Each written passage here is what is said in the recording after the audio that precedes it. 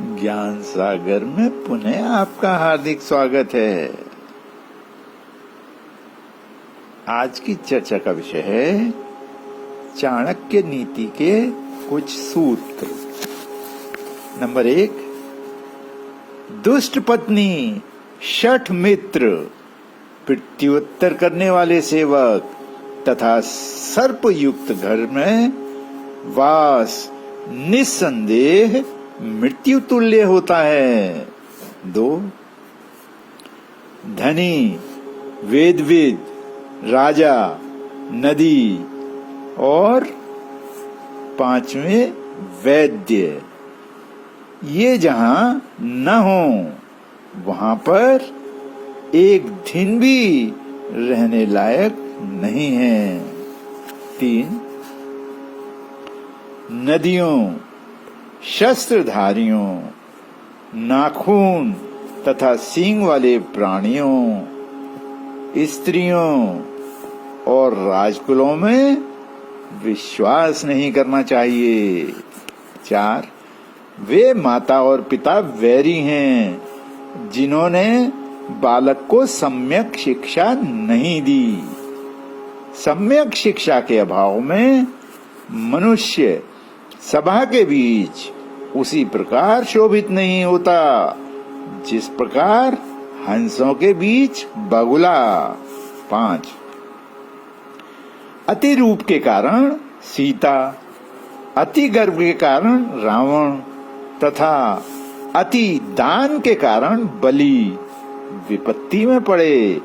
अतः अति सर्वत्र त्याज्य है। 6, बुरे स्थान में आवास, कुलहीन की सेवा, कुभोजन, क्रोधित पत्नी, मूर्ख पुत्र तथा विधवा कन्या बिना अग्नि के शरीर को जलाने वाले हैं। नंबर 7, पुत्र रहित गृह, बांधव रहित दिशा तथा मूर्ख का हृदय ये शून्य है, किंतु दरिद्रता सर्वशून्य है। 8, आलस्य से विद्या तथा दूसरे के हाथ चले जाने पर धन नष्ट हो जाता है। अपूर्ण बीज से खेत तथा नायक रहित सेना नष्ट हो जाती है। 9, ज्ञान से बढ़कर सुख दूसरा नहीं है। 10, प्रवास में विद्या, घर में पत्नी, रोग में औषधि तथा मरणशील के लिए धर्म ही मित्र हैं। 11, समुद्र के लिए वर्षा की बूंदों का, तृप्त व्यक्ति के लिए भोजन का, धनाढ्य को प्राप्त धन का तथा दिन के समय दीपक का विशेष महत्व नहीं होता है। 12, सत्य पर पृथ्वी टिकी है, सत्य से सूर्य तपता है, सत्य से वायु चलती है, सभी सत्य में ही प्रतिष्ठित हैं। 13, जन्मदाता, उपनयन में मंत्रदाता, विद्यादाता, अन्नदाता तथा भय के समय रक्षादाता, ये 5 पिता बतलाए गए हैं। 14, राजपत्नी, गुरु पत्नी, मित्र पत्नी, पत्नी की माता और अपनी माता, ये 5 माताएं कही गई हैं। 15, कार्य कितना भी बड़ा हो और मनुष्य उसे करना चाहता हो तो सिंह की तरह दृढ़ निश्चय के साथ आरंभ करे और पूरा करके छोड़े। 16, चतुर व्यक्ति को बगुले की तरह अपनी इंद्रियों को संयमित करते हुए देश काल और बल का ज्ञान करके सभी कार्यों का साधन करना चाहिए। 17 शांति के समान कोई तपस्या नहीं, संतोष से बढ़कर सुख नहीं, तृष्णा से बढ़कर कोई व्याधि नहीं और दया से बढ़कर कोई धर्म नहीं। 18 गुण से रूप की, शील से कुल की, सिद्धि से विद्या की तथा भोग से धन की शोभा होती है। 19 भूमिगत जल, पतिव्रता नारी, कल्याणकारी राजा और संतोषी ब्राह्मण पवित्र होते हैं। 20 असंतुष्ट ब्राह्मण, संतुष्ट राजा, लज्जालु वैश्या और निर्लज्ज कुलांगना नाश को प्राप्त होते हैं। 21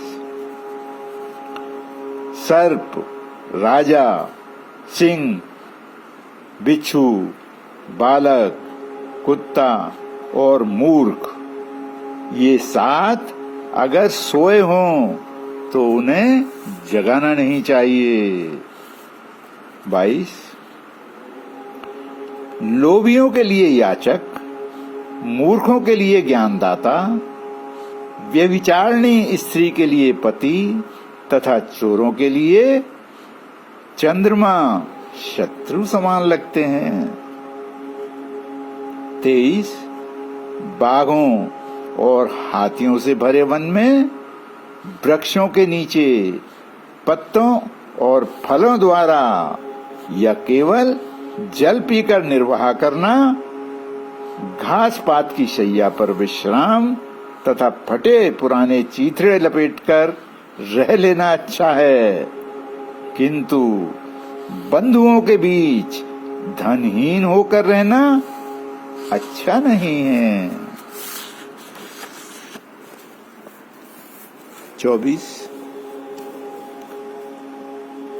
माता लक्ष्मी, पिता विष्णु और बांधव विष्णु भक्त स्वरूप हों तो ऐसे व्यक्ति के लिए अपने देश में ही तीनों लोकों का सुख प्राप्त है।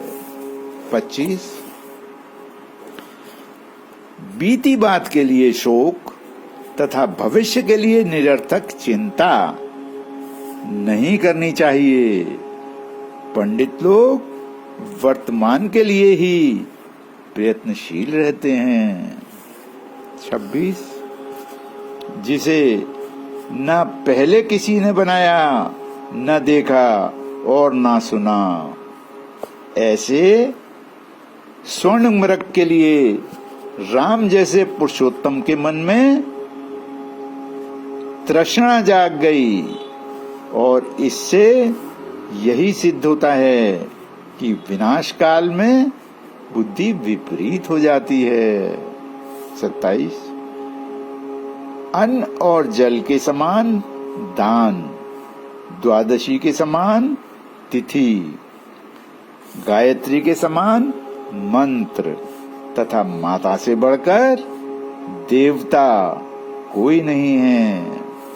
28 राजा का चित्त, कृपण का धन, दुष्टों का मनोरथ, स्त्रियों का चरित्र तथा पुरुषों का भाग्य देवता भी नहीं जान सकते।